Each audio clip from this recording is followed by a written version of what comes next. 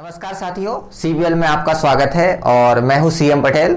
हम चर्चा करने वाले हैं समसामयिक घटनाओं पर। आप जानते हैं कि हमारा समसामयिक का क्रम लगातार चल रहा है और जिसमें आज हम चर्चा करने वाले हैं 16 जुलाई से 22 जुलाई तक जो महत्वपूर्ण समसामयिक घटनाएं हुई हैं, जो विभिन्न न्यूज़पेपर, आपके जो अखबार हैं या मैगजीन हैं या किसी अन्य माध्यम से संकलित की गई हैं, जिनसे आपके प्रीलिम्स और मेंस में दोनों में प्रश्न बन सकते हैं। बस ध्यान रखिए, जब आप किसी टॉपिक को पढ़ें तो उसमें आप बाइफरकेशन या विभाजन कर सकें कि हाँ, ये प्रीलिम्स के हिसाब से और ये मेंस के हिसाब से इसमें क्वेश्चन बन सकता है। हालांकि मैं भी इसमें बताते जाऊंगा कौन सा आपका प्रीलिम्स में बन सकता है और कौन सा मेंस में। जो फैक्चुअल है वो समझते हैं वो प्रीलिम्स में बनेगा और मेंस का जहाँ जहाँ बनने का संभावना होगी उस पर हम चर्चा करेंगे कि हाँ, यहाँ मेंस का क्वेश्चन बन सकता है। तो आइए सबसे पहले देखते हैं आज हमारे कौन कौन से टॉपिक हैं जिन पर हम चर्चा करेंगे।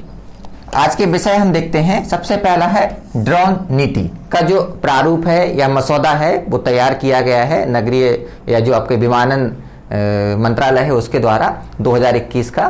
तो आप जानते हैं कि ड्रोन एक बड़ा उभरता क्षेत्र है और ड्रोन में नई नई जो टेक्नोलॉजी उपयोग हो रहे हैं, तो प्रत्येक क्षेत्र में आप देखें कि ड्रोन का प्रयोग होने लगा है। तो पहले तो क्या था कि आपको ड्रोन के उपयोग के लिए बहुत जगह रिस्ट्रिक्शन थे, उसमें सीमाएं थी और आपको परमिशन लेनी पड़ती थी। लेकिन जो नई नीति आई है ना, वो सारे ड्रोन के लिए अब इसमें जो गैर मानव या मानव रहित जो विमान है उनको भी इसी में शामिल करेंगे। उसमें बहुत रिस्ट्रिक्शन उनको कम कर दिया गया है, मतलब इसको लचीला बनाया है जिससे आप आसानी से इसका प्रयोग कर सकें। दूसरा हम देखेंगे कि जो 97वां संविधान संशोधन है, इसके कुछ प्रावधान सर्वोच्च न्यायालय के द्वारा रद्द कर दिए गए हैं। आप जानते हैं कि जो 97वां संविधान संशोधन अधिनियम 2011 में आया था, इसमें मौलिक अधिकार में हम देखते हैं कि जो सहकारी समिति हैं उनको शामिल किया गया था।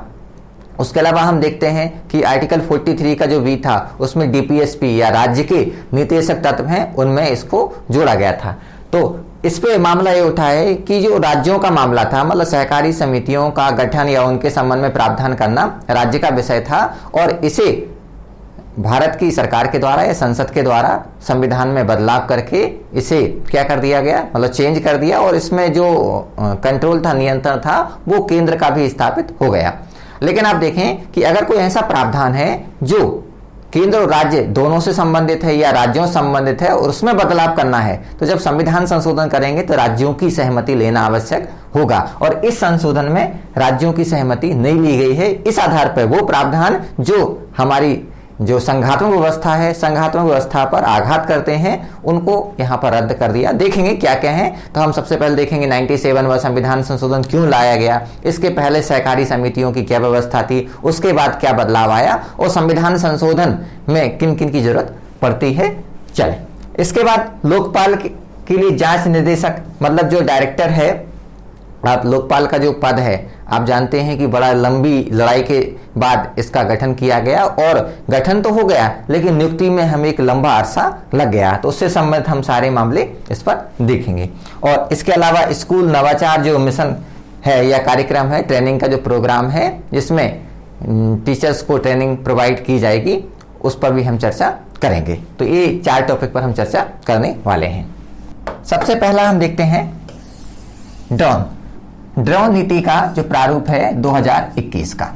तो किसके द्वारा, जो आपका नगर विमानन मंत्रालय ने विश्वास, 100 प्रमाणन एवं बिना किसी हस्तक्षेप के निगरानी के आधार पर भारत में ड्रोन का आसानी से इस्तेमाल सुनिश्चित करने के उद्देश्य से ये मसौदा नियम 2021 जारी किए कि आप जो ड्रोन का उपयोग करेंगे वो विश्वास के आधार पर स्वतः प्रमाणित करेंगे। मतलब पहले आपको इसमें एक लंबी दीर्घकालीन जो प्रक्रिया थी उसका उपयोग करना पड़ता था, अनुमति लेनी पड़ती थी, लेकिन अब इंटरनेट के माध्यम से आप स्वतः प्रमाणित करने के बाद अब इसका प्रयोग कर सकते हैं। नए नियम मार्च 2021 में अधिसूचित मौजूदा मानव रहित विमान प्रणाली, इसे अनमैन्ड एयरक्राफ्ट सिस्टम या अनमैन्ड व्हीकल कहते हैं, नियमों का स्थान लेंगे। अब यहाँ ड्रोन का मतलब है कि जो भी गैर मानव रहित या मानव रहित जो विमान है वो भी इसके अंतर्गत शामिल आएंगे। तो पुराने नियम इसमें रिप्लेस हो जाएंगे, नए नियम जो लचीले नियम बनाए गए हैं वो अब इनका स्थान लेंगे। अब ड्रोन जो होते हैं कितने प्रकार के होते हैं, तो ड्रोन का कुछ वर्गीकरण किया गया। हालांकि ये फैक्चुअल है लेकिन आपको ये आना चाहिए कि भाई ड्रोन कितने प्रकार के होते हैं, किस आधार पर उनका वर्गीकरण। अब ऐसा नहीं आप याद करने बैठ जाएं कि 250 ग्राम और आधा किलो, ठीक है, ऐसा नहीं याद करना, बस एक समझ में आना चाहिए नैनो माइक्रो और होते क्या है और उनमें किस आधार पर हम इनका वर्गीकरण करते हैं। तो देखिए 5 श्रेणियों में इनको बांटा गया है, इतना बस ध्यान रखिए। 5 श्रेणी में सबसे पहला नैनो है, 250 ग्राम से कम जो ड्रोन होंगे वो नैनो कहलाएंगे। उसके बाद उससे बड़े माइक्रो, 250 से 2 किलोग्राम तक, 2 केजी तक जो होंगे वो माइक्रो। उससे बड़े स्मॉल 2 किलोग्राम से 25 किलोग्राम तक के ड्रोन होंगे वो इसमें शामिल होंगे। फिर मीडियम 25 किलोग्राम से 150 ग्राम मतलब 1.5 क्विंटल तक जो वजन होगा वो इसके अंतर्गत आएगा। और सबसे बड़े जो लार्ज होंगे वो 150 किलोग्राम मतलब 1.5 क्विंटल से अधिक वजनी वाले जो ड्रोन होंगे वो इसमें शामिल होंगे। तो थोड़ा इनको ध्यान रखिएगा कि 5 श्रेणियों में इनको बांटा गया है। और अगर ये पूछे किसके आधार पर बांटा गया है तो वजन के आधार पर। अब देखिए कुछ मुख्य बिंदु उन पर हम प्रकाश डालते हैं। विभिन्न प्रकार के अनुमोदन प्राप्त करने के लिए व्यवसाय के अनुकूल सिंगल विंडो ऑनलाइन सिस्टम के रूप में डिजिटल स्काई प्लेटफॉर्म का निर्माण किया गया है। मतलब आपको ड्रोन से संबंधित कोई भी परमिशन चाहिए तो एकमात्र प्लेटफॉर्म होगा, वो डिजिटल के माध्यम से होगा, वो भी इसको नाम दिया डिजिटल स्काई प्लेटफॉर्म। ठीक है, डिजिटल स्काई प्लेटफॉर्म पर मानव हस्तक्षेप न्यूनतम होगा और अधिकांश अनुमति होगी, परमिशंस होंगी, वो सेल्फ जनरेट होंगी। इसका मतलब है कि आप इंटरनेट के माध्यम से अनुमति ले सकते हैं और इसमें मानव का हस्तक्षेप बिल्कुल नहीं होगा। आपको स्वतः प्रमाणित करना पड़ेगा कि भाई आप ड्रोन क्यों प्रयोग कर रहे हैं, कहां से कहां तक प्रयोग कर रहे हैं, और उसके तहत अगर कोई ऐसी गतिविधि हो जाती है जो मानव को नुकसान पहुंचाती है तो उसके लिए जिम्मेदार आप स्वयं होंगे। तो ये सारे जो स्वप्रमाणन है खुद के द्वारा दिए जाएंगे, जिसको सेल्फ बोलते हैं कि हम ही खुद इसको प्रमाणित कर देंगे कि हाँ हम इसके लिए जिम्मेदार हैं। आपको ऑफिस के चक्कर नहीं लगाने पड़ेंगे। डिजिटल इसका जो ऑटोमेटेड फाइट परमिशन प्रोसेस है उसको अगर हम देखें, सबसे पहले owner must apply permission. Internet के माध्यम से ऑनर को या जो मालिक है उस ड्रोन का उसे अनुमति के लिए आवेदन करना होगा। दूसरा सबमिट, आपका जो फाइट प्लान है, पायलट है मतलब आपका जो अनमैन्ड व्हीकल है उसकी जानकारी, पायलट मतलब उसको चलाने वाला कौन है, ठीक है ना, और उसके संबंधित जो डिटेल है वो आप सबमिट करेंगे। उसके बाद permanent UAR plus Aadhaar for e signing liability contact. मतलब अब जो ड्रोन है, ड्रोन किसके द्वारा संचालित किया जा रहा है, मतलब उसका मालिक कौन है, तो उसके लिए उसका आधार लगाना पड़ेगा, आधार से उसका वेरिफिकेशन होगा। फिर ई साइन लाइबिलिटी कॉन्टेक्ट, लाइबिलिटी किसकी होगी, अगर वो ड्रोन है किसी एरिया में जाता है और जाने के बाद अगर वो किसी व्यक्ति को नुकसान पहुंचा देता है तो उसके लिए जिम्मेदार कौन होगा, तो इसमें लाइबिलिटी तय की जाएगी। भाई जो मालिक होगा वही उसके लिए लायबल होगा। फिर send the digital sky API backend rules engine checks against, इसका मतलब है कि इंजन का जो है उसके संबंध में जानकारी, उसके जो ड्रोन के संबंध में पूरी जानकारी जो जो हो सकती है टेक्निकल वो सब लिए जाएंगे। रिसीव डिजिटली साइंड सर्टिफिकेट, ठीक है ना, परमिशन के लिए। और इन सब के बाद ये सारी मतलब आपने ड्राइवर जो पायलट है उसकी जानकारी दे दी, आपने जो ड्रोन है उसकी जानकारी दे दी, कहां से कहां तक जाएगा ये जानकारी दे दी, किस समय जाएगा, किस उद्देश्य के लिए जाएगा, ये सब जानकारी आपने फिलअप की। और इसकी गतिविधियों के लिए जिम्मेदार कौन होगा वो भी आपने सेल्फ स्वप्रमाणित करवा दिया। आधार के माध्यम से आपने लायबिलिटी तय कर ली और आपको एक डिजिटली सिग्नेचर के रूप में मतलब प्रमाण पत्र मिल जाएगा जिससे आप ड्रोन का प्रयोग कर सकते हैं। अब देखिए हमने जो चर्चा की, सबसे पहले अनुमोदन है विशिष्ट प्रकार, जो विशिष्ट प्राधिकरण जो संख्या होती है, विशिष्ट प्रकार की जो नंबर होते हैं। विशिष्ट प्रोटोटाइप मतलब हर ड्रोन की एक पहचान होती है। अनुरूपता प्रमाण पत्र, उसका मॉडल डिजाइन, रख रखाव मेंटेनेंस, आयात क्लियरेंस मतलब आपने कहां से इसको इंपोर्ट किया है, जैसे मान लो चाइना से हमने कोई खरीदा है, ठीक है। मौजूदा ड्रोन की स्वीकृति, चलाने का परमिट, अनुसंधान एवं विकास संगठन का अथॉरिटी या प्राधिकार, छात्र remote pilot licence, report pilot प्रशिक्षण प्राधिकार, ड्रोन पोर्ट प्राधिकार आदि संबंधी जो मंजूरी है इसको रद्द करना। मतलब इतनी सारी जो परमिशन थी पहले आपको लेनी पड़ती थी, अब इनकी परमिशन की जरूरत आपको नहीं है, ठीक है। तो याद भी नहीं रखना है, टेंशन न लीजिए। शुल्क को न्यूनतम स्तर पर, इसकी जो परमिशन थी उसके लिए जो फीस थी वो बहुत कम कर दी गई है। आगे देखें, अगर हम अनुमोदन की बात करें तो पहले आपको कितने सारे अनुमोदन लेने पड़ते थे। विशिष्ट प्राधिकार संख्या, एक स्पेशल अथॉरिटी नंबर होता था वो। विशिष्ट प्रोटोटाइप पहचान, सबकी अलग टाइप की जो संरचना होती वो, अनुरूपता मॉडल डिजाइन, रख रखाव का प्रमाण पत्र कि भाई सिस्टमेटिक तरीके से इसके मेंटेनेंस हो रहा है कि नहीं, आयात क्लियरेंस, आपने किसी दूसरे देश से इसको आयात किया है, हो सकता है ड्रोन आपने स्वदेशी हो सकता है या आपका विदेशी हो सकता है, विदेशी आपने आयात किया हो, मौजूदा ड्रोन की स्वीकृति, जो इस टाइप के ड्रोन अनुमति है कि नहीं। अब अलग अलग टाइप के दुनिया भर में ड्रोन है, तो आज उनको अनुमति है कि नहीं चलने के लिए, संचालन चलाने का परमिट, अनुसंधान एवं विकास संगठन का प्राधिकार, छात्र remote pilot licence, remote pilot प्रशिक्षण प्राधिकार, ड्रोन पोर्ट प्राधिकार, इतनी सारी जो आपकी परमिशन थी जो आपको लेनी पड़ती थी उनको क्या कर दिया, रद्द कर दिया। शुल्क को न्यूनतम स्तर पर करना, जो फीस थी उसको कम स्तर पर लाया गया है। आगे देखें, डिजिटल स्काई प्लेटफॉर्म में, डिजिटल स्काई प्लेटफॉर्म पर हरे, पीले और लाल जोन के तौर पर वायु सीमा मानचित्र को प्रदर्शित किया जाएगा। जैसे हम चलते हैं ना, जब आप बाइक चलाते हैं तो उसमें आपका जोन या जैसे रेड सिग्नल होते हैं, कहाँ रुकना है, मतलब किस सेक्टर में, किस क्षेत्र में जाना है, कौन से क्षेत्र में नहीं जाना है, किस समय जाना है। अब ऐसा नहीं कि दूसरी गतिविधियां हो रही हैं, जैसे आप देखें ना कि एयरपोर्ट के ऊपर प्रतिबंध लगाया गया था, अभी हम पढ़ेंगे कितना किलोमीटर पहले ज्यादा था, अब कम कर दिया गया है कि कहाँ आप ड्रोन का प्रयोग कर सकते हैं, कहाँ नहीं कर सकते। तो इस प्रकार के जोन इसमें बनाए जाएंगे। यह एक सुरक्षित और स्केलेबल प्लेटफॉर्म उपलब्ध कराएगा जो no permission, no take off, वास्तविक समय पर ट्रैकिंग, जियो फेसिंग जैसी सुरक्षा तत्वों का समर्थन प्रदान करेगा। ठीक है, तो इसमें आपकी जो सिक्योरिटी है उसका विशेष ध्यान रखा गया है। अब देखिए, हवाई अड्डे की जो परिधि है उसमें कमी की गई है। पहले जो अवधि थी 45 किलोमीटर, इसको कम करके कितना, 12 किलोमीटर कर दिया। मतलब अगर ये हवाई अड्डा है, एरोप्लेन एरिया है, एयरपोर्ट है, तो उसकी जो सीमा थी पहले, ये 45 किलोमीटर के अंदर आप ड्रोन का प्रयोग नहीं कर सकते थे, लेकिन अब इसको घटा कितना कर दिया है, इसको कर दिया है 12 किलोमीटर। अब से 12 किलोमीटर के अंदर ड्रोन का प्रयोग नहीं करेंगे, 12 के बाद मतलब इस एरिया में अब ड्रोन का प्रयोग किया जा सकता है। ठीक है, नियम के अनुसार हरे जोन में 400 फीट, हवाई अड्डे 8 से 12 किलोमीटर की परिधि में 200 फीट तक की उड़ान के लिए नो फ्लाइट अनुमति लेना आवश्यक होगा। मतलब इस वाले एरिया में, यहां हरे जोन की, ग्रीन जोन की बात करें तो 400 फीट है, और हवाई अड्डे वो 8 से 12 किलोमीटर, और उसमें 200 मीटर। अब 200 मीटर तक आप उड़ा सकते हैं, इसके लिए आपको परमिशन लेनी पड़ेगी।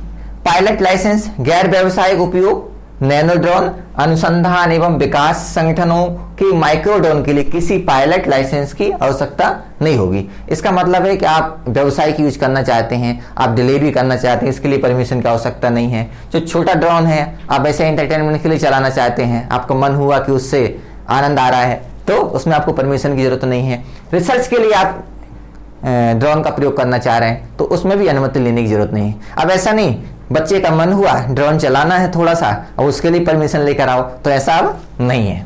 भारत में पंजीकृत विदेशी स्वामित्व वाली कंपनियों द्वारा ड्रोन संचालन पर कोई प्रतिबंध नहीं होगा।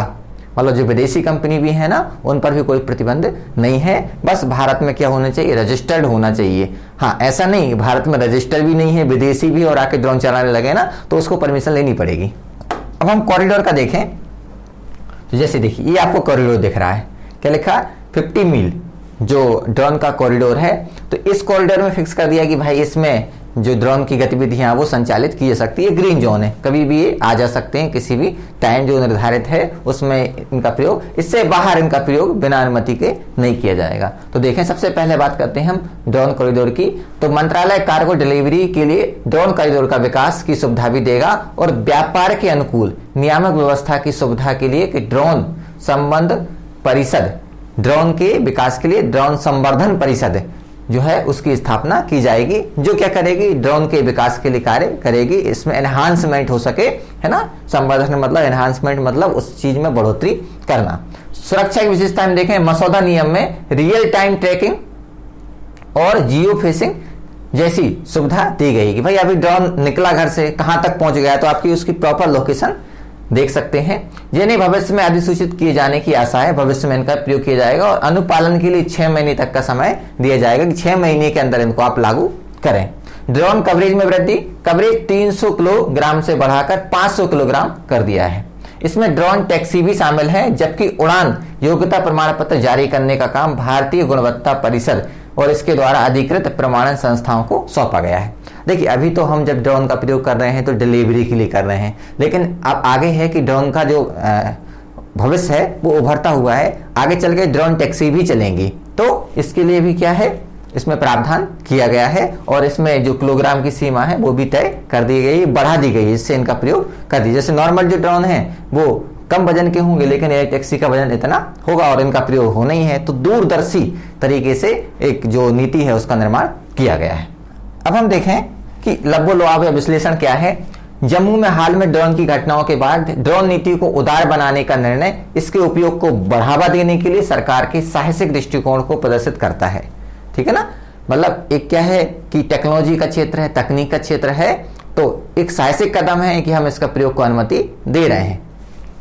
और ड्रोन द्वारा उत्पन्न खतरे को दूर करने हेतु काउंटर ड्रोन तकनीक के विकास पर ध्यान केंद्रित करता है। अगर ड्रोन से कभी कोई गतिविधि ऐसी हो सकती है जो हानिकारक है, तो उसके लिए हम काउंटर ड्रोन तकनीक का विकास पर काम कर रहे हैं और उस पर ध्यान देने की और जरूरत भी है।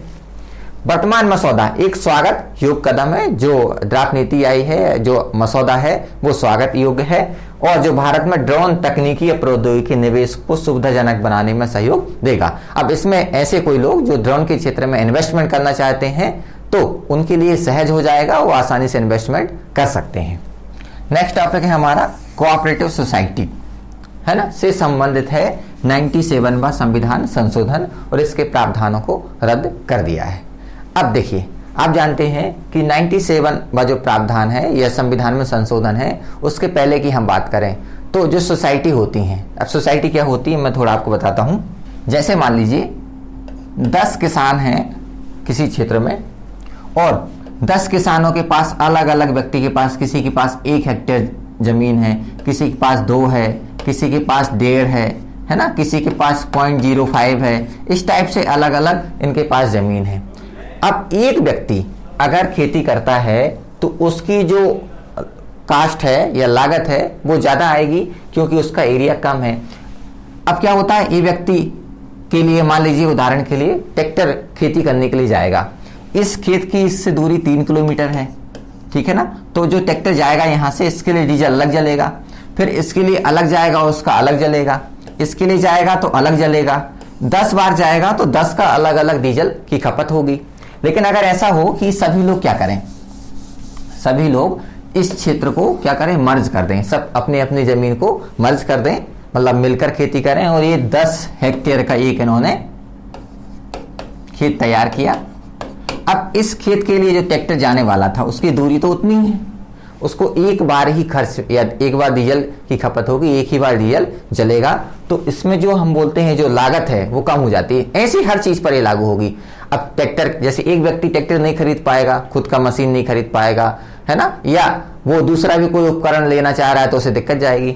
लेकिन अभी 10 लोग होंगे, ठीक है ना, और क्षेत्र बड़ा हो जाएगा तो इनकी कास्ट कम आ जाएगी। दूसरा, इनकी डिसीजन मेकिंग है उस पर भी वैल्यू बढ़ेगी क्योंकि 10 लोगों का एक समूह है ना।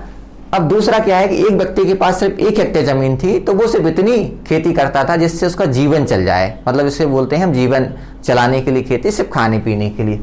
अब लेकिन क्या होगा, 10 हेक्टेयर है तो इसको ऐसा बांट सकते हैं कि 5 हेक्टेयर में ये क्या करें, अपने जीवन चलाने के लिए जो खाद्य अन्न फसल होती है, खाने के लिए फसल होती है, उनका उपयोग कर सकते हैं। बाकी जो 5 बची, 5 में वो जो कैश क्रॉप बोलते हैं, इनको नकदी फसलें बोलते हैं, जैसे जूट है, गन्ना है, कपास है, तो इससे क्या होगा, इससे उनकी अतिरिक्त आय प्राप्त होगी। ये 5 में वो अपना, हाँ, लेकिन बंटवारा कैसे होगा, बंटवारा की जितनी जिसकी जमीन थी उसका एक शेयर या परसेंटेज तय किया जाएगा। निर्णय जो अब क्या होगा, इस 10 हेक्टेयर में जो निर्णय है जब भी कोई लेना तो वो क्या सबके निर्णय के आधार पर होगा, ऐसा नहीं, सब बराबर के मालिक हैं। दूसरा, अगर इनको कोई क्या करना है, लोन लेना है, कोई डिसीजन लेना है, तो ये सब लोग क्या करेंगे, एक किसी व्यक्ति को आपस में चुनकर मैनेजर या डायरेक्टर नियुक्त कर देंगे, ठीक है। तो जो इनके निर्णय लेगा, लेकिन निर्णय वही बहुमत के आधार पर होंगे, सब लोग मिलकर निर्णय लेंगे। इन्हीं को कहते हैं हम कोऑपरेटिव सोसाइटी, मतलब सहकारी। सहकार का मतलब होता है मिलजुल कर काम करना, और इन्होंने एक ऐसी संस्था गठन किया जो मिलजुल कर काम कर रही है, उसका बंटवारा आपस में करेंगे। तो इसी पर हम चर्चा करने वाले हैं। ऐसे आपने सुना होगा ग्रामीण क्षेत्र में इनका बहुत बड़ा योगदान रहता है, कृषि क्षेत्र में, जो विभिन्न समय पर उर्वरक, बीज, ऋण प्रदान करती हैं सहकारी समितियां। हालांकि 3 स्तर पर राज्यों में हम देखते हैं।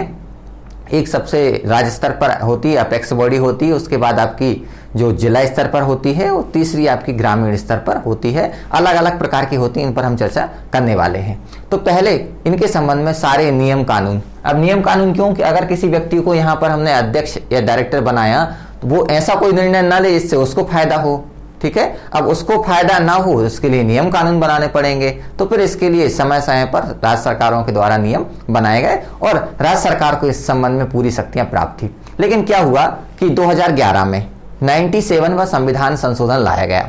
97वें संविधान संशोधन के माध्यम से हम पढ़ते हैं कि अनुच्छेद जो 19 है उसके बी में एक प्रावधान जोड़ा गया कि सहकारी समितियों का गठन करना एक मौलिक अधिकार होगा।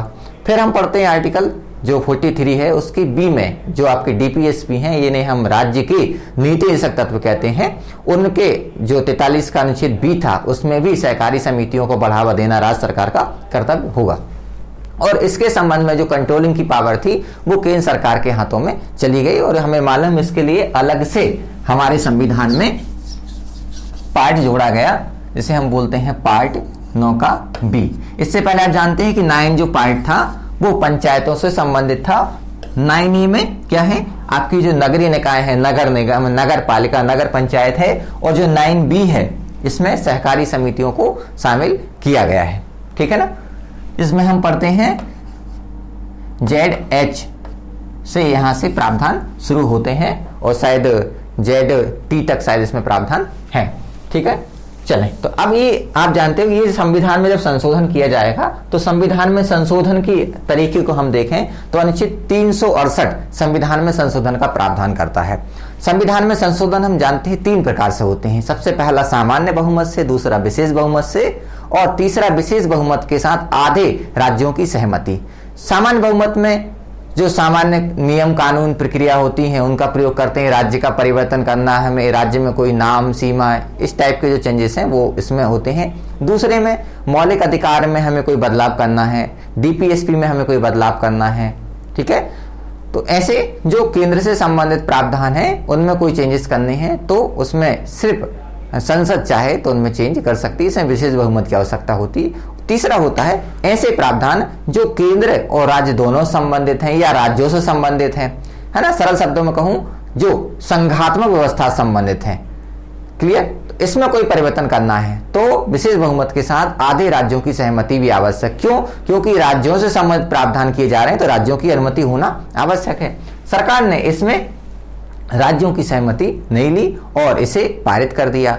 अभी कोर्ट ने हाल में ही इसे के कुछ प्रावधानों को रद्द कर दिया। क्या कहते हुए कि जो आपने संशोधन किया था वो राज्यों का विषय था, राज्यों के अधिकार थे, आपने कैसे ये अपने अधीन ले लिए, और जब अधीन लिए थे तो राज्यों से अनुमति क्यों नहीं ली? हाँ, राज्य चाहे तो दे सकते हैं, ठीक है। तो इसी पर हम चर्चा करने वाले हैं। तो आगे देखते हैं। हाल में सर्वोच्च न्यायालय ने, गुजरात उच्च न्यायालय ने 2013 में ये कहा था, ये बात जो मैंने बताई इसको बरकरार रखते हुए कहा है कि संविधान का 97वां संविधान संशोधन अधिनियम 2011 के कुछ प्रावधानों को रद्द कर दिया है कि कुछ ऐसे प्रावधान हैं जो संघात्मक व्यवस्था के खिलाफ है, राज्यों के अधिकार थे आपने ले लिए, इनको हम रद्द करते हैं। न्यायालय का यह फैसला संघवाद को बढ़ावा देता है। संघवाद मतलब केंद्र और राज्य दोनों मिलकर देश के सामाजिक आर्थिक विकास के लिए कार्य करेंगे, इसी को हम संघवाद कहते हैं, ठीक है ना। इसको सहकारी संघवाद कहते हैं। और संघवाद मतलब केंद्र और राज्य के मध्य शक्तियों का बंटवारा स्पष्ट रूप से होगा। 97वें संविधान संशोधन ने सहकारी समितियों, एक ऐसा क्षेत्र जिसे अर्थव्यवस्था में बड़े पैमाने पर योगदानकर्ता माना जाता है। कृषि क्षेत्र में सबसे ज्यादा अगर जो ऋण है ना, इन्हीं के माध्यम से, नाबार्ड इनके माध्यम से वितरित करता है, पर राज्यों के अनन्य अधिकार को सीमित कर दिया है। इसमें जो राज्यों की शक्तियां थी वो अनन्य थी, वो जैसा चाहे वैसा प्रावधान कर सकती थी। लेकिन 97वें संविधान संशोधन के माध्यम से क्या हुआ कि ये राज्यों की अनन्य शक्तियां थी वो खत्म हो गई। अब कंट्रोल कहाँ किसके पास पहुंच गया? ये केंद्र के पास। देखिए अब जो सहकारी समितियां हैं ये होती क्या हैं? तो अंतरराष्ट्रीय श्रम संगठन जो ILO है वो कहता है सहकारिता व्यक्तियों का ऐसा स्वायत्त संघ है। स्वायत्त मतलब जो स्वतंत्र हैं, अपने निर्णय खुद ले सकते हैं, जो संयुक्त स्वामित्व वाले है ना, और लोकतांत्रिक रूप से नियंत्रित उद्यम के माध्यम से अपनी सामान्य आर्थिक, सामाजिक एवं सांस्कृतिक आवश्यकताओं एवं आकांक्षाओं को पूरा करने हेतु स्वेच्छा से एकजुट होते हैं। खुद की सामाजिक, आर्थिक, सांस्कृतिक जो आवश्यकता है उनको पूरा करने के लिए वो क्या है, खुद स्वामित्व मतलब सारे मालिक हैं, स्वैच्छिक मतलब खुद से जुड़े हैं, लोकतांत्रिक तरीके से उसका निर्णय होगा, मतलब निर्माण किया गया है, निर्णय लिया जाएगा। तो ये इसकी परिभाषा है। मतलब कुछ लोग क्या है, लोकतांत्रिक तरीके से, सामूहिक रूप से, स्वैच्छिक रूप से एक संगठन बनाते हैं। उस संगठन में कुछ लोगों को वो मुखिया चुनते हैं, मुखिया लोकतांत्रिक तरीके से उनके निर्णय को लेता है और निर्णय में सभी लोगों की भागीदारी होती है, सबके पास बराबर स्वामित्व होता है। सहकारी समितियों की अगर प्रकार की बात करें तो कई प्रकार की होती हैं। उपभोक्ता सहकारी समिति, कंज्यूमर जो कोऑपरेटिव सोसाइटी होती हैं। फिर उत्पादक सहकारी समिति जो विभिन्न उत्पादों के संबंध में कार्य करती हैं। ऋण प्रदान करने वाली होती हैं, वो ऋण सहकारी समिति होती हैं। आवास प्रोवाइड करती हैं, आवास विपणन मार्केटिंग का जो काम करती हैं, और इन समितियों को मार्केटिंग या आवास विपणन सहकारी समिति कैसे, ऐसे इनका अलग अलग वर्गीकरण होता है। भारत एक कृषि प्रधान देश है, इसने विश्व में सबसे बड़े सहकारी आंदोलन की नींव रखी। हाल में केंद्र सरकार द्वारा सहकारिता आंदोलन को बढ़ावा देने के लिए अलग सहकारिता मंत्रालय का गठन किया गया। आपको मालूम है अभी हाल में ही अलग से एक सहकारी मंत्रालय है, उसका गठन किया गया है और श्री आपके अमित शाह जी इसके पहले अध्यक्ष या मंत्री बनाए गए हैं। अब देखिए जो सहकारिता के संबंध में कानून बनाने की शक्ति किसको प्राप्त थी? राज्यों को। 97वें संविधान संशोधन के माध्यम से किसने ले ली? केंद्र के पास पहुंचेगी। अब अलग से केंद्र ने मंत्रालय बना लिया तो राज्यों की चिंता और बढ़ गई कि भाई अब क्या होगा कि ज्यादा से ज्यादा जो निर्णय है वो किसके द्वारा? केंद्रीय मंत्रालय के द्वारा लिए जाएंगे और राज्यों की शक्तियों पर कहीं ना कहीं इसका नकारात्मक प्रभाव परिलक्षित हो सकता है। अब हम मुद्दे देखें। 97वां संविधान संशोधन अधिनियम 2011 भारत में काम कर रही सहकारी समितियों के संबंध में भाग जो 9A मतलब नगर पालिका के बाद जोड़ा गया था, तो ये नया भाग था 9B, जिसको मैंने अभी आपको बताया कि 9B जोड़ा गया। संविधान के भाग 3 के अंतर्गत है ना, आर्टिकल 19 का जो 1 का C है उसके तहत, सॉरी मैंने वहां B बोल दिया था, C के तहत यूनियन और एसोसिएशन के बाद सहकारिता शब्द हम बोलते हैं ना, संघ बनाने का अधिकार, तो ऐसे ही सहकारिता शब्द भी जोड़ा गया कि सहकारी समिति गठन भी आप कर सकते हैं। यह सभी नागरिकों को मौलिक अधिकार प्रदान कर सहकारी समितियों का गठन करने में सक्षम बनाता है ना। मौलिक अधिकार का मतलब होता है कि आप सरकार से मांग कर सकते हैं कि हमें अधिकार प्रोवाइड किया जाए, और ऐसी सहकारी समितियों को मौलिक अधिकार बनाया गया है। तो सहकारी समितियों गठन के लिए आप सरकार से डिमांड कर सकते हैं। राज्य के नीति तत्वों की बात करें हम, DPSP जो भाग 4 है, इसमें भी सहकारी समितियों के प्रचार के लिए या उनको बढ़ावा देने के लिए राज्य सरकार को निर्देशित किया गया था और अनुच्छेद 43 के B में जोड़ा गया था जो हमने चर्चा की। तो यहाँ 43 के B में और यहाँ 19 के A के C में इसको शामिल किया गया। अब केंद्र सरकार कहती क्यों हमने जोड़ा, मतलब क्यों तर्क दिए उन्होंने। केंद्र सरकार का कहना था कि जो राज्य सरकार के द्वारा जो सहकारी समितियां संचालित की जा रही थी वो व्यवस्थित तरीके से संचालित नहीं की जा रही थी, और जो इनके लक्ष्य हैं उनको प्राप्त नहीं कर पाए हैं। कई जगह इन पर भ्रष्टाचार के आरोप भी लगे हैं। नियम कानून का जो सिस्टमैटिक व्यवस्थित तरीके से क्रियान्वयन होना चाहिए था वो नहीं हो पा रहा था, नियंत्रण नहीं हो पा रहा था। उसको भी देखते हैं हम क्या कह रहे हैं। इसने सहकारिता के कामकाज में व्यावसायिकता, जो व्यावसायिक तरीके से काम करने की प्रणाली होती है उसे व्यावसायिकता कहते हैं, प्रोफेशनलिज्म बोलते हैं, इसका प्रयोग नहीं हो रहा था इनका कहना है। तो इसको लाने के लिए स्वायत्तता मतलब उनकी ऑटोनोमस या खुद को निर्णय लेने की जो शक्ति है उसको बढ़ाने के लिए सरकार ने ये काम किया है, या सरकार ने कहा इसलिए हमने ऐसा किया है। तो इस प्रयास को इस आधार पर केंद्र सरकार कहती है कि हाँ हमने सही किया है। सदस्यों की जवाबदेही की कमी के कारण सेवाओं की खराब गुणवत्ता और उत्पादकता में गिरावट देखी गई है। मतलब इनकी जो क्वालिटी है, जो भी इनका जो माल है, या जैसे हम उर्वरक की बात करें या कोई हम अनाज की या बीज की बात करें, तो वो उसमें कहीं ना कहीं गुणवत्ता गिर रही है। दूसरा, जो सर्विस इनके द्वारा दी जाती है उसकी भी गुणवत्ता गिरी। तो ये सब चीजें देखने के बाद इसमें ये बदलाव किया गया, ऐसा केंद्र सरकार कहती है। और यहाँ तर्क दिया कि इसके पश्चात चुनाव भी समय पर नहीं होते, है ना। सहकारी समितियों को सुस्थापित व लोकतांत्रिक सिद्धांतों पर चलाने के लिए ऐसा किया गया। जब सहकारी समितियों का गठन हुआ तो इनके अध्यक्ष एक बार चुन लिए। तो लंबे समय से आप देखते आ रहे हैं ना, ये रियल है कि लंबे समय तक इनके अध्यक्ष वही बने रहते हैं। तो जो लोकतांत्रिक सिद्धांत हैं कि भाई हर एक निश्चित समय में 5 साल 4 साल जो भी तय किया जाए उसमें इनके चुनाव संपन्न होंगे, प्रत्येक 5 वर्ष में होना चाहिए। लेकिन आप देखें लंबे समय से एक सिस्टम चला आ रहा है कि जो अध्यक्ष हैं वो अध्यक्ष बने रह रहे हैं। तो ये अलोकतांत्रिक तरीके की सिस्टम था, उसको चेंज करने के लिए केंद्र सरकार ने कहा कि हमने इसमें ऐसा बदलाव किया है। अब देखते हैं माननीय सर्वोच्च न्यायालय का क्या निर्णय है, ठीक है ना। तो देखिए इनका कहना है कि जहां तक विधायी जो कानून बनाने की शक्ति है उससे का संबंध है, संविधान को अर्ध संघीय संविधान के रूप में वर्णित किया गया है, मतलब क्वासी फेडरल है। हालांकि संघीय सर्वोच्चता सिद्धांत को देखते हुए राज्यों की तुलना में केंद्र के पक्ष में झुकाव देखने को मिलता है।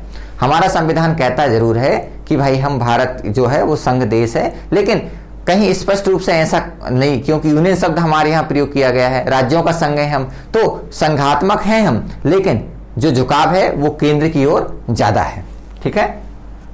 हालांकि अपने स्वयं के क्षेत्र में राज्यों के पास विशेष रूप से उनके लिए आरक्षित विषयों पर कानून बनाने की विशेष शक्ति है, क्योंकि हमारे संविधान में 3 सूचियां दी गई हैं। मतलब राज सूची है एक आपकी, एक समवर्ती सूची, एक केंद्र सूची या संघ सूची बोलते हैं इसे। तो तीनों शक्तियां, संघ सूची ऐसी सूची जिस पर कानून बनाने की शक्ति सिर्फ संघ सरकार को होती है। दूसरी राज्य सूची ऐसी सूची जिसके विषयों पर कानून बनाने की शक्ति सिर्फ किसको, राज्य सरकार को होती है। और तीसरी सूची है जिसे बोलते हैं समवर्ती सूची, ऐसी सूची जिस सूची पर केंद्र सरकार और राज्य सरकार दोनों कानून बना सकते हैं, लेकिन अगर दोनों के कानून में कोई विरोधाभास देखा जाता है तो हमेशा केंद्र का कानून मान्य होगा।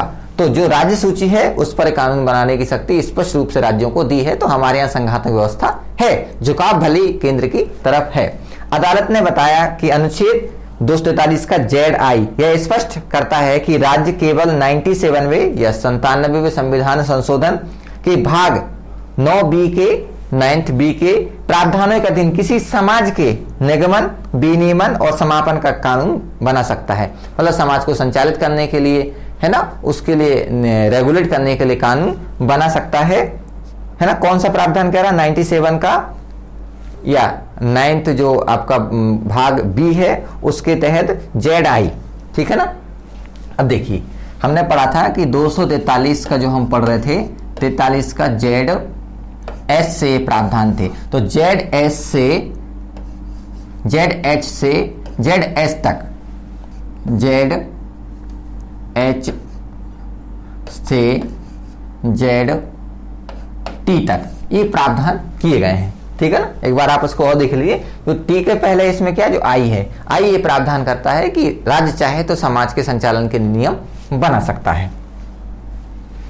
यह माना गया कि 97वें संविधान संशोधन के लिए संविधान के अनुच्छेद 368 के अनुसार कम से कम आधे राज्य विधानसभाओं द्वारा अनुसमर्थन की आवश्यकता है, क्योंकि यह प्रविष्टि से संबंधित है कि एक विशेष राज्य या राज्य विशेष में सहकारी समितियां को प्रावधान जोड़ा गया था। और चूंकि 97वां जो संविधान संशोधन ऐसा मामला है जिसमें राज्यों का समर्थन नहीं लिया गया है। तो मैंने अभी आपको बताया था कि अगर ऐसा कोई प्रावधान है जिसमें केंद्र के साथ साथ राज्यों के कोई प्रावधान में चेंज हो रहा है या राज्यों के संबंध में कोई बदलाव करना, तो इसमें राज्यों के संबंध में बदलाव किया गया, लेकिन राज्यों की अनुमति नहीं ली गई। तो राज्यों की अनुमति लेना आवश्यक था और राज्यों की अनुमति नहीं ली गई है, तो फिर क्या होगा कि इसको रद्द कर दिया गया, ये संवैधानिक नहीं है, इसलिए इसे रद्द किया जा सकता था या रद्द किया गया। संशोधन के अनुसार राज्य के कानून भाग 9B की शर्तों के अधीन है। उदाहरण के लिए एक सहकारी समिति के निदेशक की अधिकतम संख्या जो 21 से अधिक नहीं होगी, ये कौन तय कर रहा है, केंद्र सरकार। कहाँ तय हो रहा है, राज्य में। भाई राज्य ही तय करेंगे ना, 21 मेंबर होने चाहिए, 25 होने चाहिए, 40 होने चाहिए, इसमें केंद्र को हस्तक्षेप करने की क्या जरूरत है। इसमें लिख दिया गया कि भाई केंद्र तय करेगी। इसके अलावा हम कार्यकाल की बात करें ना, तो एक निश्चित कार्यकाल भी यहाँ पर दिया गया है जो 5 वर्ष निर्धारित किया गया है। बोर्ड जो मेंबर हैं उनका कार्यकाल 5 वर्ष, तो ये भी राज्य सरकार का विषय होना चाहिए था। लेकिन केंद्र सरकार ने ये 21 जो मेंबर होंगे और जो 5 वर्ष होगा ये कौन तय कर दिया? केंद्र सरकार के द्वारा। जबकि ये विषय किसका था? अभी हमने पढ़ा कि ये राज्यों को विषय था या राज्यों को शक्ति थी इसके संबंध में वो कानून बनाए। तो ये कहीं ना कहीं हस्तक्षेप हमें दिखाई यहाँ पर दे रहा है। चुनाव के संचालन, मतलब चुनाव का जो क्रियान्वयन होगा, ऑडिट के समय की बात करें हम, जांच होती है उसकी अवधि, वित्तीय खातों के जो दाखिल करने के संबंध में जो शर्तें हैं पेश की गई हैं। इसके अलावा भाग जो 9B ने उन कृत्यों को निर्धारित किया है जो सहकारी समितियों से संबंधित अपराध होंगे। संक्षेप में भाग 9B ने कई जनादेश निर्धारित किए जिनसे राज्य विधानमंडल विचलित नहीं हो सकता। मतलब कुछ ऐसे नियम कानून बना दिए, कुछ ऐसे प्रावधान कर दिए, कुछ शर्तों का आरोपण कर दिया जिनका पालन राज्य विधानमंडल को या राज्य सरकार को करना पड़ेगा।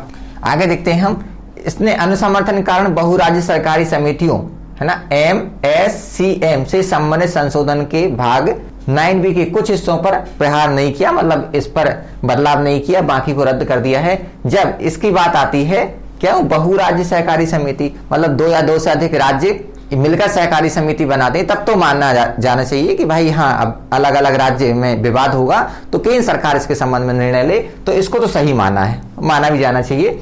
लेकिन जब बात है इसका उद्देश्य एक राज्य तक सीमित नहीं है तो विधायी शक्ति भारत संघ के पास होनी चाहिए। जो हमारी प्रविष्ट सूची, जो हमारी सूची बन है या यूनियन लिस्ट है, उसके 44वां जो लिस्ट है या इंडेक्स है उसके तहत इसे शामिल किया गया है। तो ये केंद्र का ही विषय है, इस पर कोई दिक्कत नहीं है। यह घोषित किया जाता है कि संविधान का भाग 9B केवल तभी तक प्रभावी है जब तक यह विभिन्न राज्यों और केंद्र शासित प्रदेशों में बहुराज्य सहकारी समितियों से संबंधित है।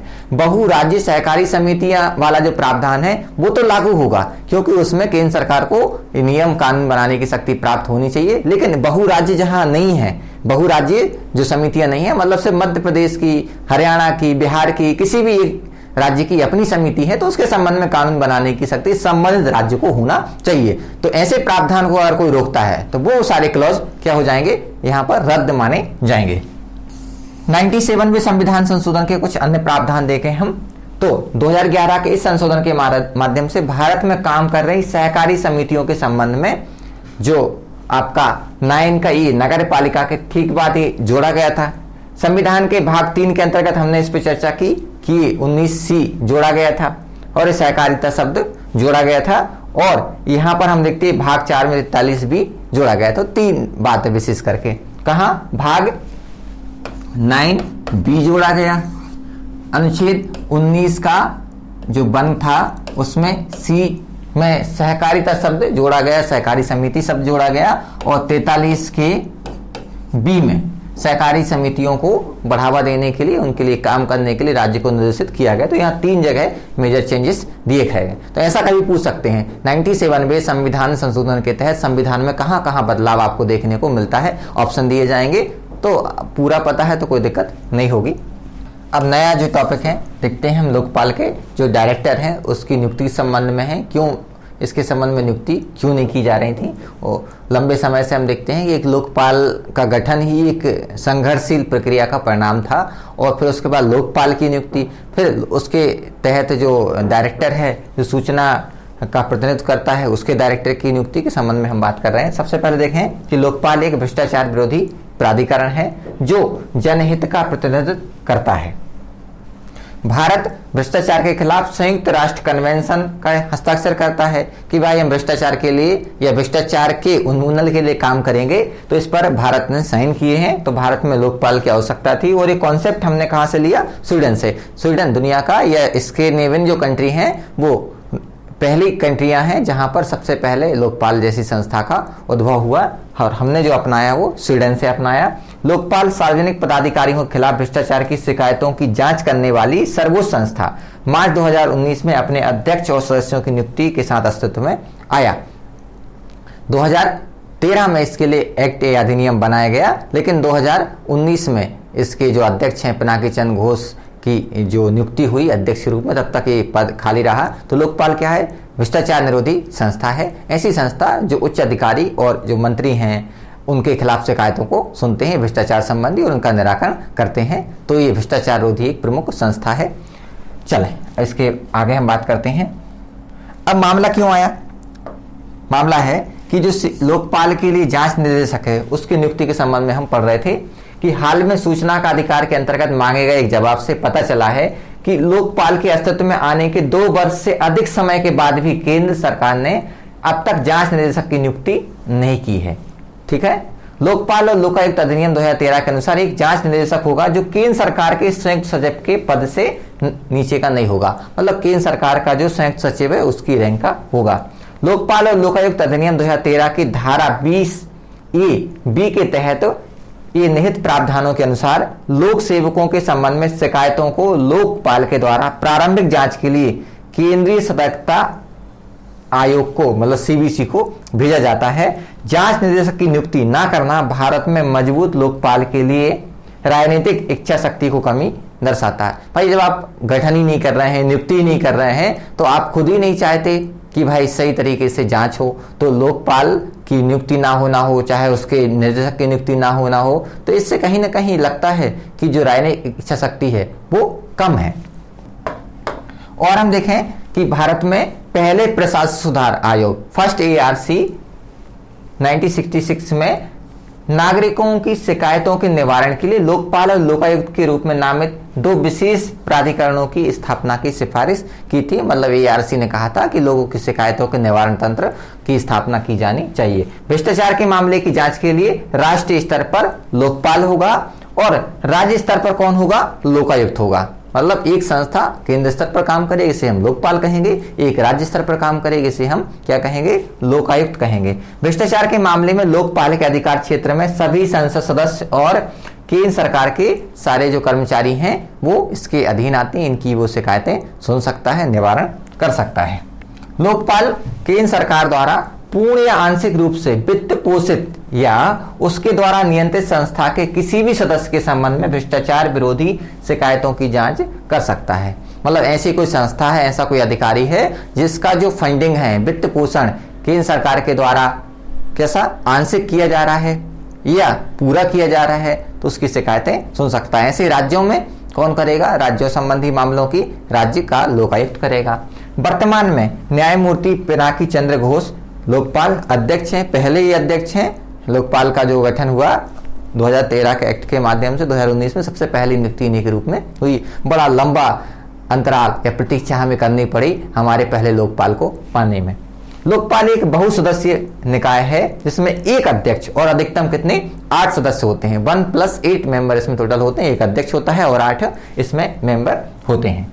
अगर हम इसके अधिकार क्षेत्र की बात करें कि लोकपाल का जो अधिकार क्षेत्र है वो क्या होगा, तो देखिए प्रधानमंत्री को उनके खिलाफ शिकायतों से निपटने के लिए विषय वस्तु बहिष्करण विशिष्ट प्रक्रिया के साथ लोकपाल के दायरे में लाया गया है ना। मतलब कुछ सीमा तक प्रधानमंत्री को भी इसके दायरे में लाया, लेकिन पूर्णतः इसके दायरे में नहीं है।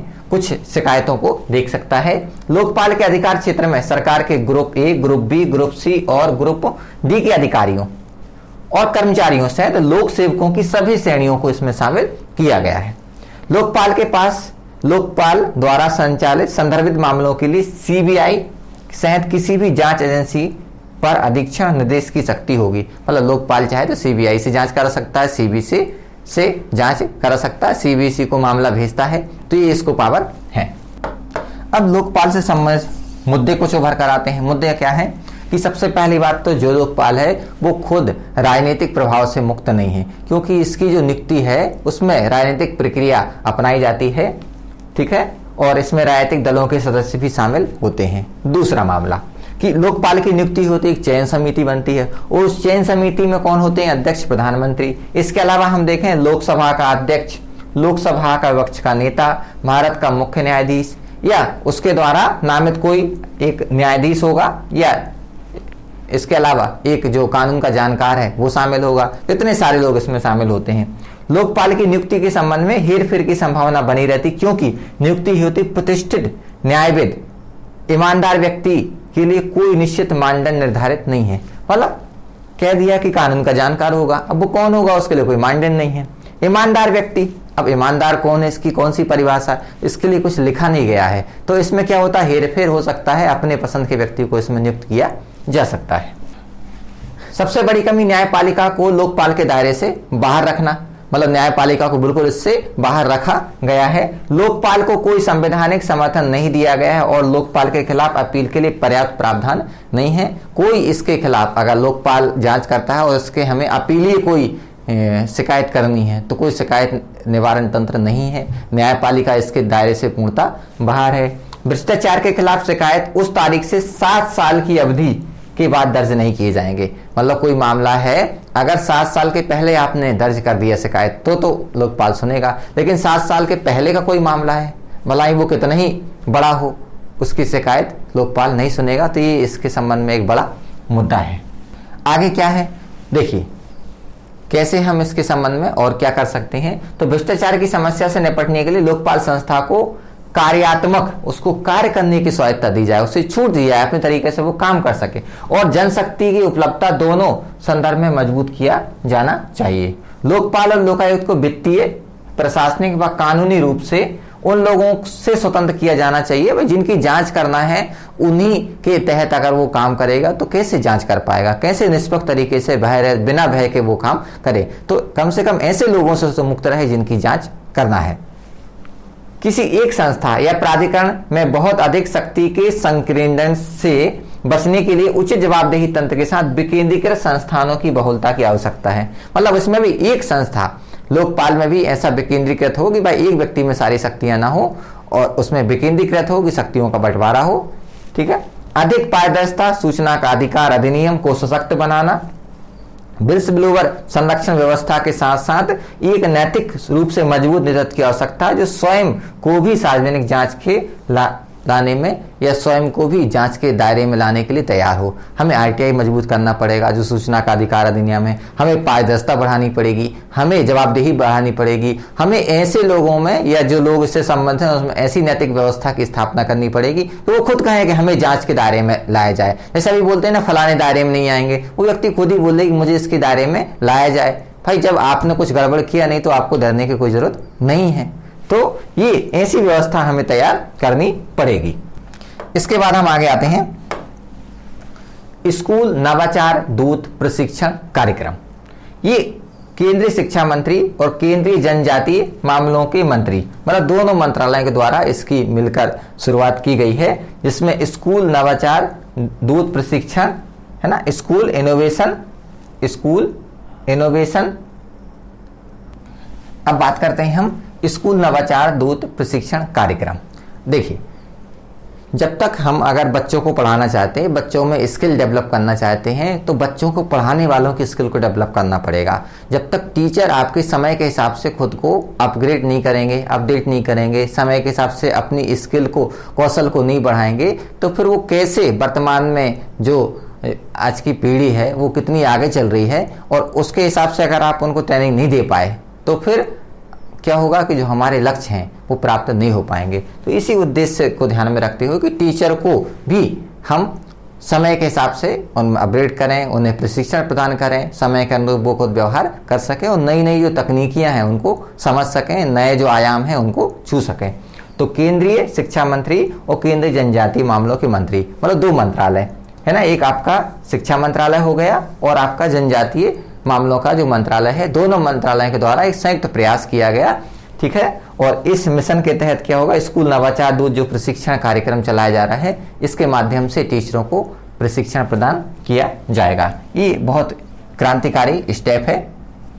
आगे देखते हैं हम स्कूली शिक्षा के लिए अभिनव और अपनी तरह के अनूठे प्रशिक्षण कार्यक्रम के उद्देश्य से 50,000 स्कूल शिक्षकों को नवाचार, इनोवेशन के लिए, एंटरप्रेन्योरशिप उद्यमिता के लिए, इंटेलेक्चुअल प्रॉपर्टी बौद्धिक संपदा के लिए है ना अधिकार, डिजाइन थिंकिंग है ना, डिजाइन थिंकिंग, उत्पाद विकास, विचार विनिमय आदि के क्षेत्र में, इन सारे सेक्टर में इनको प्रशिक्षण प्रदान किया जाएगा। यह छात्रों को भविष्य में के लिए तैयार करने हेतु शिक्षकों को परिवर्तन ये एजेंट और नवाचार दूत बनाएगा। ये शब्द क्यों कह रहे हैं दूत, क्योंकि वो बच्चे हैं उनका जो दूत है वो कौन, टीचर ही हुआ, शिक्षक हुआ। जब वो स्किल्ड होगा तो वो स्किल ट्रांसफर किसमें कर पाएगा, बच्चों में। तो आने वाला जो भविष्य होगा वो बच्चों का भविष्य जो है वो सकारात्मक या बहुत उज्जवल होगा, क्योंकि वो स्किल्ड बच्चे होंगे। डिजाइन व सहयोगी प्रयास में देखें हम कि जो कार्यक्रम है कुछ शिक्षा मंत्रालय के इनोवेशन सेल और अखिल भारतीय तकनीकी शिक्षा परिषद AICTE के द्वारा स्कूली शिक्षकों के लिए उच्च शैक्षणिक संस्थान के संकाय सदस्यों हेतु नवाचार दूत प्रशिक्षण कार्यक्रम के आधार पर इनको डिजाइन किया गया। इनको दोनों के तरफ को डिजाइन किया गया है। प्रशिक्षण केवल ऑनलाइन माध्यम से दिया जाएगा, ऑफलाइन के माध्यम से नहीं दिया जाएगा। यह शिक्षा मंत्रालय के इनोवेशन सेल, जनजातीय मामलों के मंत्रालय के केंद्रीय माध्यमिक शिक्षा बोर्ड CBSE और AICTE का एक सहयोगी प्रयास है। मतलब इनके तहत CBSE भी इसमें शामिल है, AICTE भी इसमें शामिल है, शिक्षा मंत्रालय का इनोवेशन जो सेल है वो भी शामिल है और जनजातीय मामलों का मंत्रालय है। तो संयुक्त रूप से इस सेक्टर में काम कर रहे हैं, जिसके माध्यम से 50,000 जो स्कूल के जो शिक्षक हैं उनको प्रशिक्षण प्रदान किया जाए। अगर हम लाभ की बात करें, यह देश में बड़ी संख्या में आदिवासी स्कूलों के बच्चों में रचनात्मकता का विकास कर उन्हें लाभान्वित करेगा। मतलब उनमें स्किल बढ़ेगी, कौशल बढ़ेगा, उनमें सृजनात्मकता बढ़ेगी। यह नवाचार क्या होगा?